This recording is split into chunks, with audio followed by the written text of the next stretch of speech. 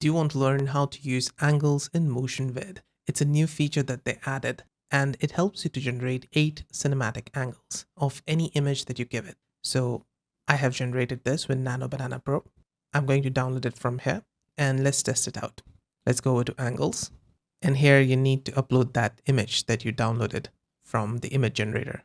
All right, our image has been uploaded. Let's scroll down. You've got subject context. This is optional, but if you want to describe for more accurate angle variations, you can do that. There's also this aspect ratio. You can change that and generate it. It's going to take 6 credits. Let's take a look at it. All right, it has done it. You can see here, this is the original one, and this is a top-down view. I think some of them, it just made the same image as this original one. This one looks really good, this top-down view. And in this one, the guy is gone. All right, I did another set of generations. So it did a regenerate all from here. And this time it made much better images.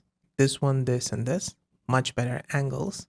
The previous set of images that it generated, the top-down view was good. And in this generation set, we got these images that look nice.